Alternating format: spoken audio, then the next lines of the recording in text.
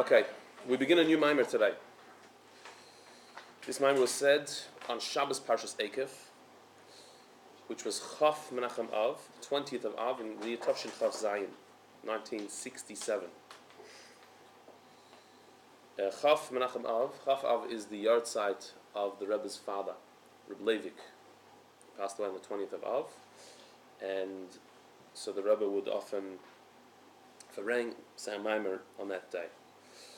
And just interestingly, there's an asterisk on the date at the top where it says Menachem Av, the 20th of Menachem Av. There's already a note at the bottom, an asterisk that says, a quote, Minhagek Hakila Kadosha Beis Kel Yikon B'Tzedek, that it's written in the book of customs of the community Beis Kel, a place called Beis Kel, I assume in Israel.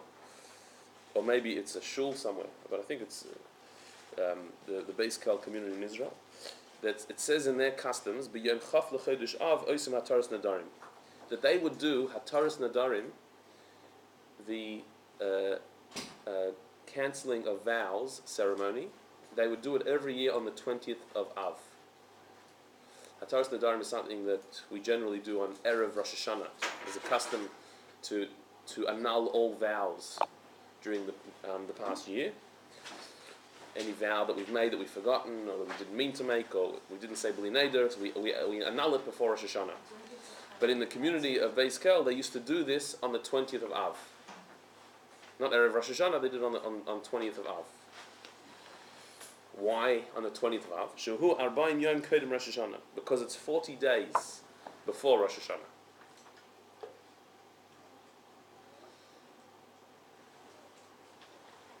Therefore, what's the meaning? Already on the 20th of Av, they would already be preparing for Rosh Hashanah. They would do, instead of waiting for Erev Rosh Hashanah, they would start on the 20th of Av, and they would do the Hataras Nadarim, the cancelling of vows, in this particular community. So the Rebbe has found in some place somewhere it's written that the 20th of Av is already Rosh Hashanah. It's already preparation for Rosh Hashanah. It's the time where we're already in the mood of Rosh Hashanah. Why? Because this particular community used to do Hataras Nadarim then, because it's 40 days before Rosh Hashanah. So the Rebbe explains, Kanira al derech arba'im yom kodem mitzias avlad.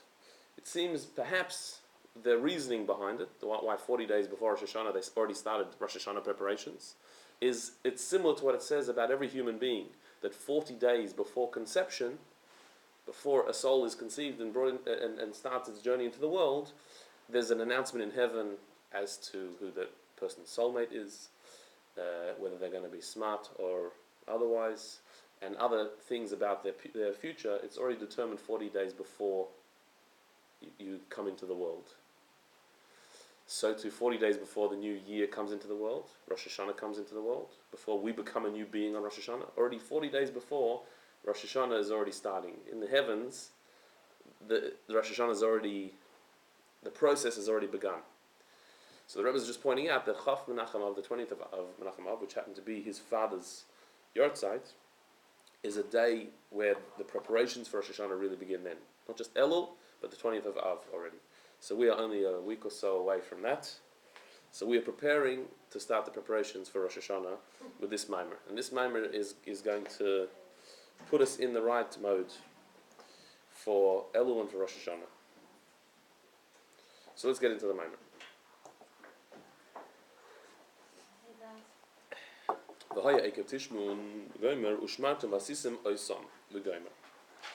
pasuk at the beginning of Parshas Eikev says the following: and it will be as a result of you listening to the mitzvahs that I've commanded to you, and you guard them and do them.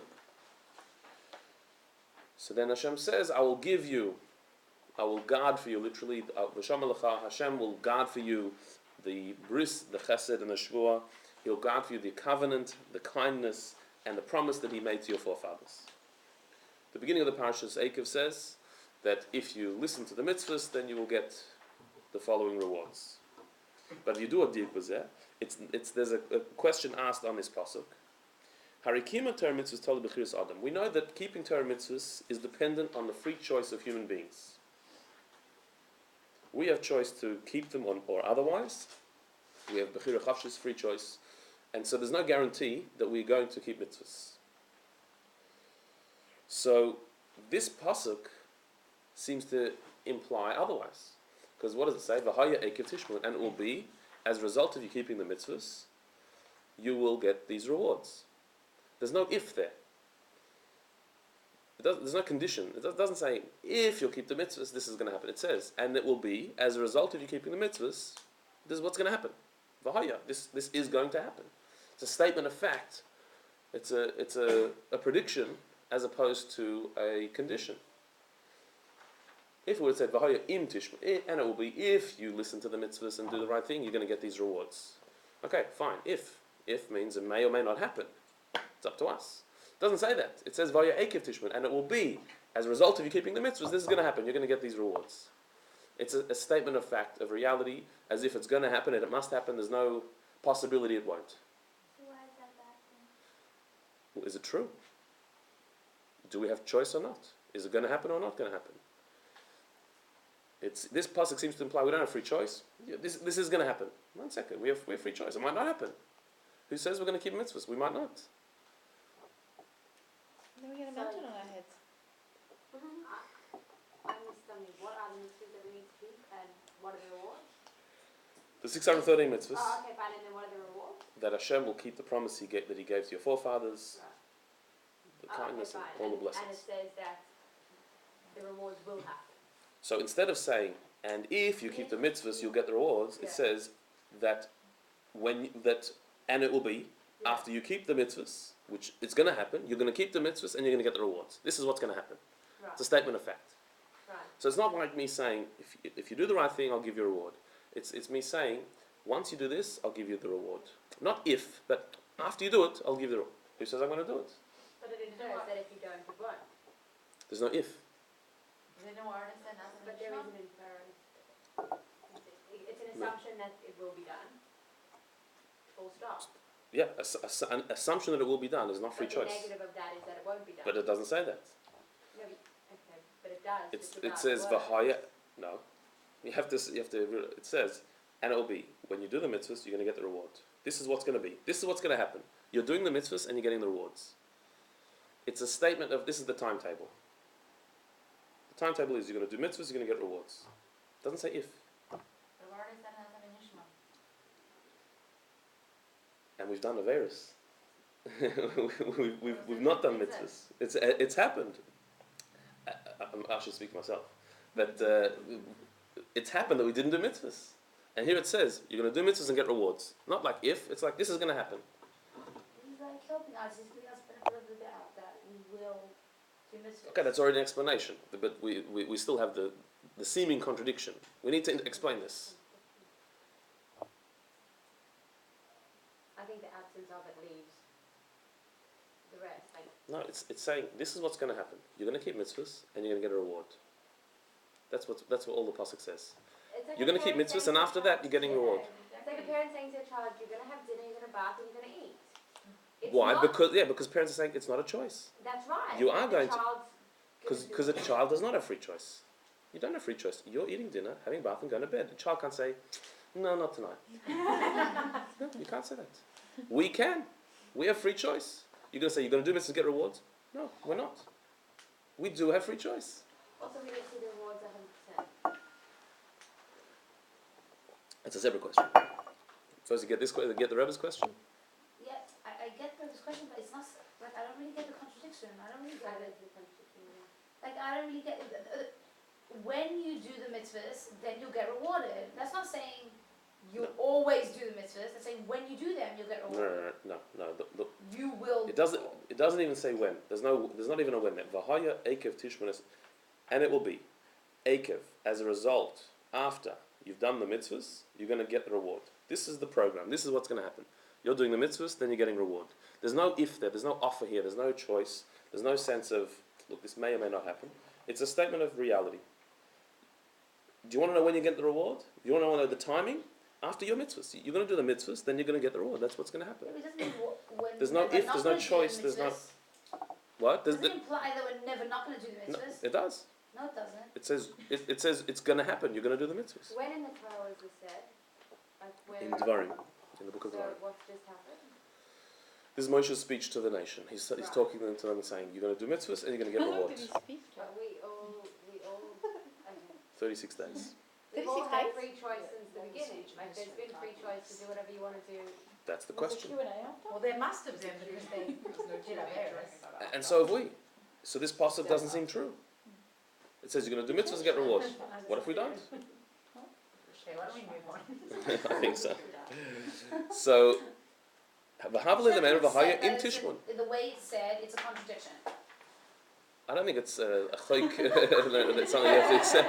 No, because I'm like understanding now. Like if I read that in a pasuk, I would just think, yeah, whatever. Yeah, when we do the mitzvahs, we'll get rewarded. So, So we're understanding the Torah really now to really mean that that was implying that we were never going to not. if do the Torah was mitzvahs. like us, that we talk in a very inexact way, so okay, you mean that, you mean whatever, we get what you mean. This is the Torah. The Torah says the word akev. Where's the word akev used in conversation? Akev means in heel of. It's very hard to translate. On the heel of you keeping the mitzvahs, come the reward. Thanks. Heel. Why are you using such a word? Just say, if you keep mitzvahs, you get reward.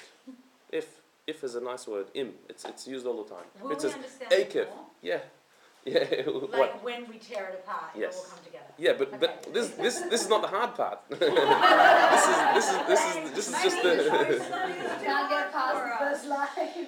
Never too hard for you.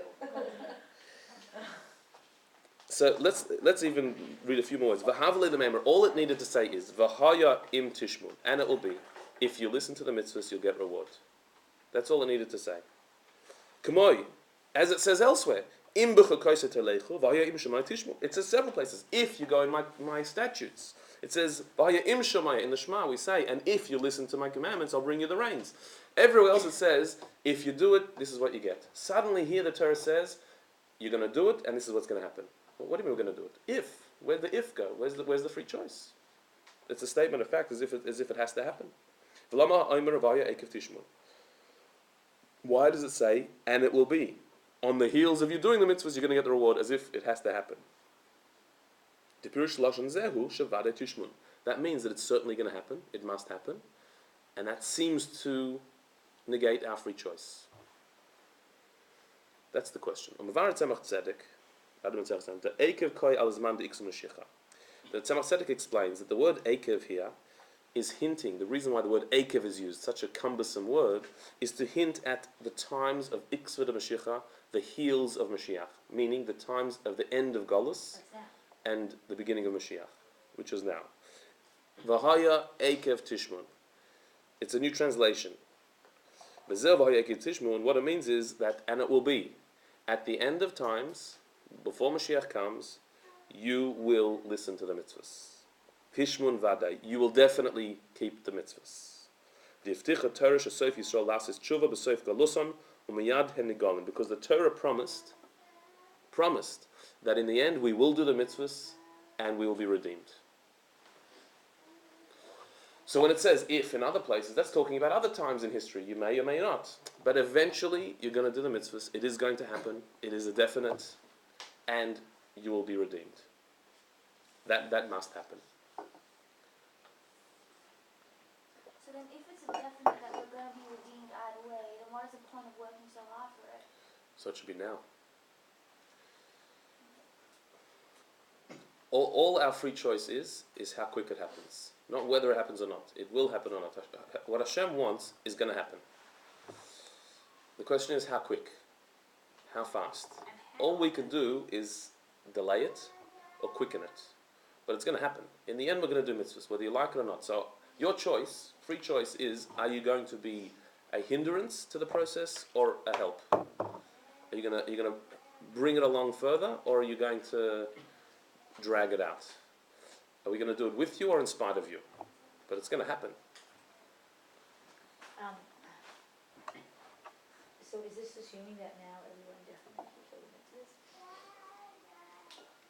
Everyone keeps mitzvahs.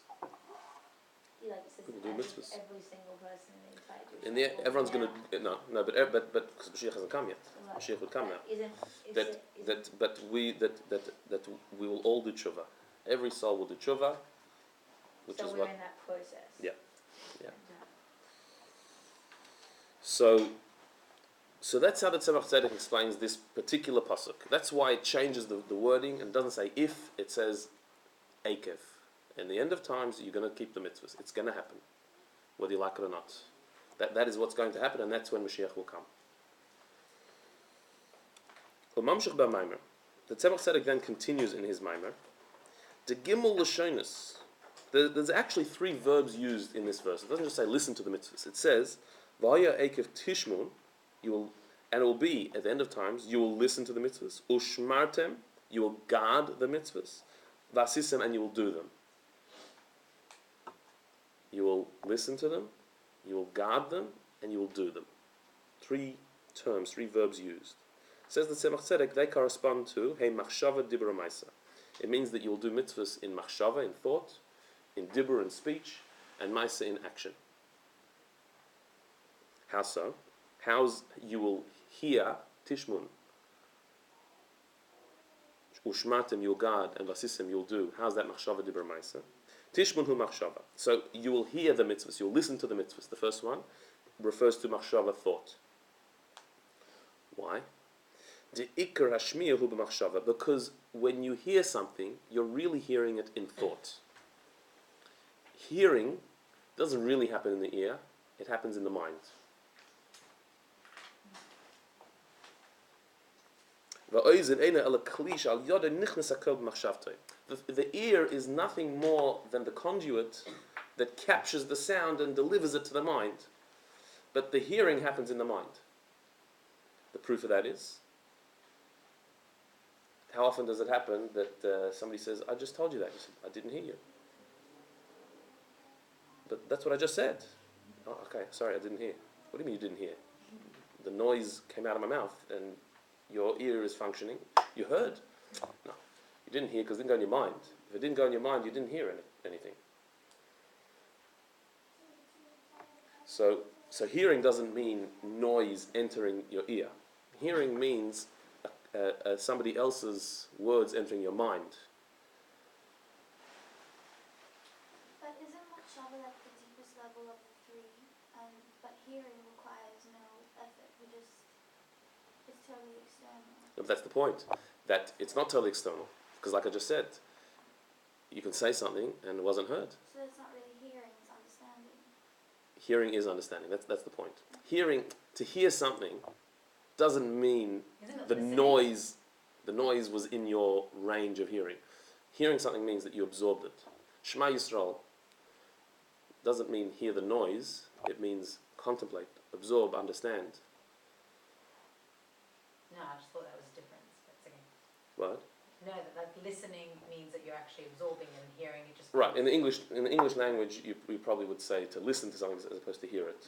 But really, you didn't even hear it. If you didn't absorb it at all, you didn't even hear it.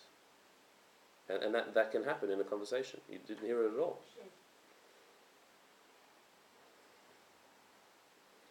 In Old English, there was a word, hearken.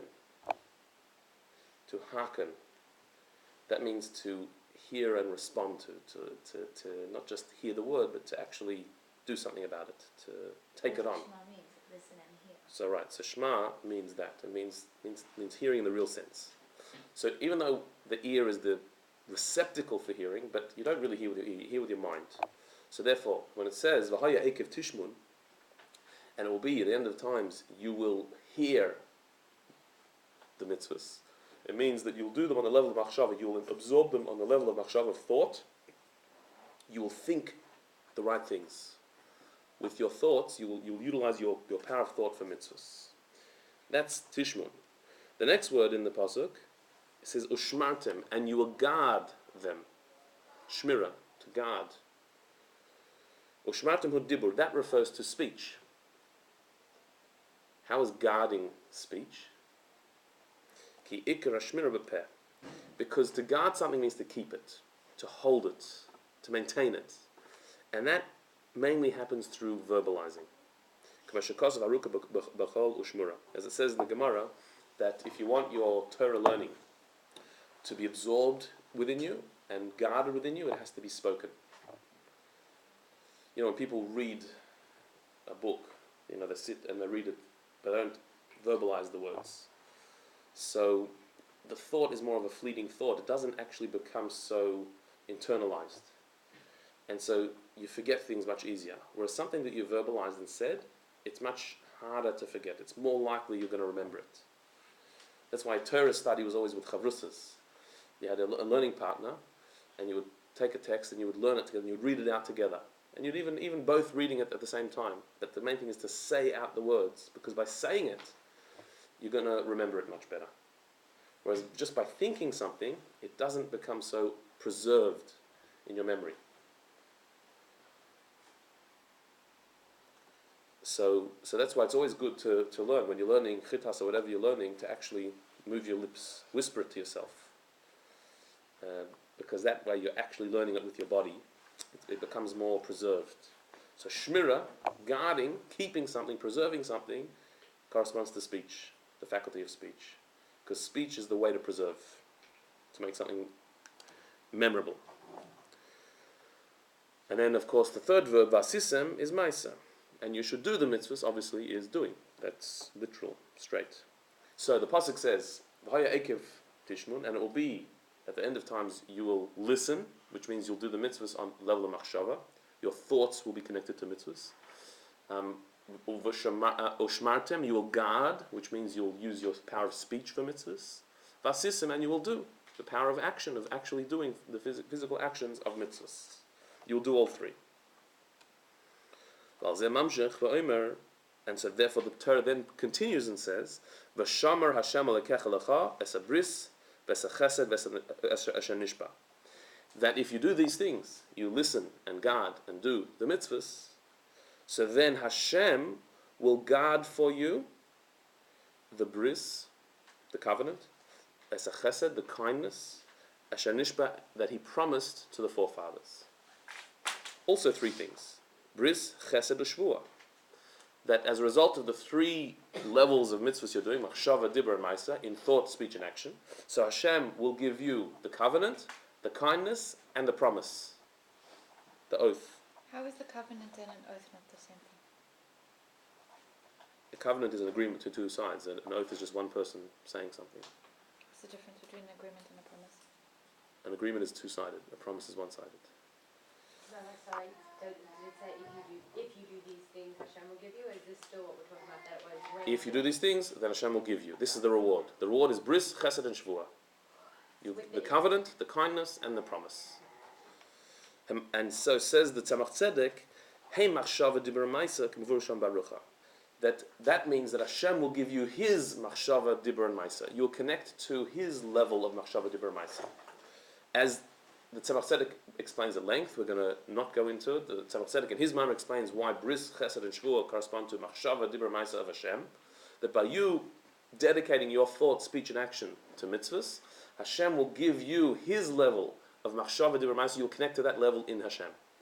His thought, His speech, and His action. How can we limit Him to that? Seems a bit weird. We're creating His image. Otherwise we wouldn't be able to talk about Him at all. But He's not limited. That's not all He is. That's three things. So, v'alidei tishmun u'shmartem v'asisem havoidud machshava dibur ma'aser shel ha'adam nimshachim lo ha'machshava dibur ma'aser shel ha'mayla es habris v'es hachesed asher nishba.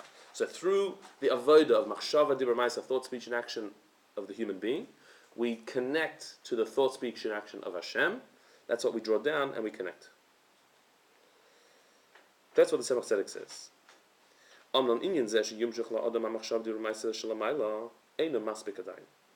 But this idea that we draw down the thought, speech, and action levels of Hashem, whatever they are, which we don't need to get into for now, that is not enough.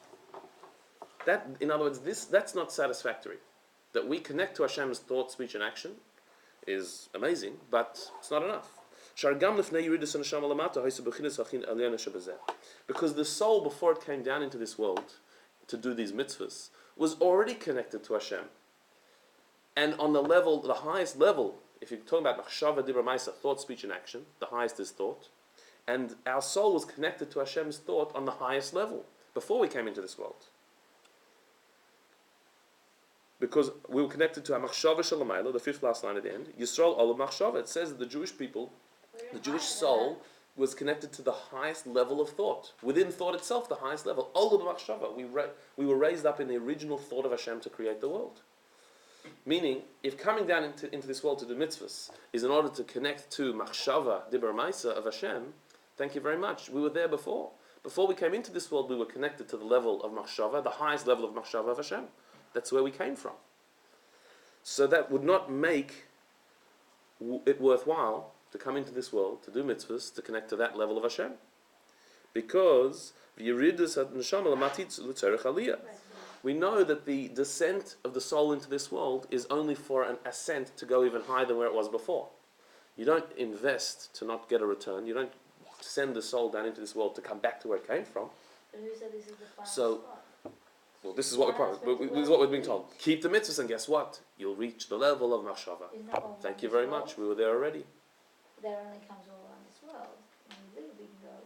No, this is talking about connecting. This is the level of Hashem you connect to through mitzvahs. But who said it's the same type of machshava? Don't we say that we already learned Torah before we were born and we forgot and now come to this earth to learn Torah? So, what do you mean? So that too is a question. What's the point? But machshava, it says Yisrael olam machshava. The Jewish soul came from the highest level of machshava. That's our source. So to say that what we reach through mitzvahs is machshava, even the highest level of machshava, is where we came from. It's still not a gain. We're not going any further. It's like more of Hashem that we're connecting to, like different levels of Hashem. So it must be. Because action and speech as well. But they're lower. Not just thought. But action and Isn't it speech like are lower. Isn't it more of Hashem? Like, covers the greatest essay? I don't know. Maybe. It's so different, 'cause Maybe. it's connecting to that level down here. It's not And it's like learning being it. connected to that level naturally, like before we came down into this world. We came down into this world, now it's reconnecting to that level. It's still so different. Okay, but still, to say that the soul came into this world, disconnected from Hashem, faced with all the Yetzer Hara and challenge of this world, in order to have the same thing it had up there, but down here, That's not why we came to Zerg. in a less conscious way, with all the other distractions. Like, where's the gain? Well, it's got to somehow be better than before. But it's better for this world. Like, isn't May it not be when better for us, we hear but it's that better for the world. But it has to be better for us as well, because it has to be every Yerida has to be in Tzarech Aliyah. We're the ones that had the Yerida, so we have the descent. We have to have the ascent. It has to be better for the soul as well. But we didn't earn it in the first place. This time we did, this time we do. So is it just that we get the exact same thing but earned? Hence more integrated and Still not enough. It's not an aliyah. I don't think we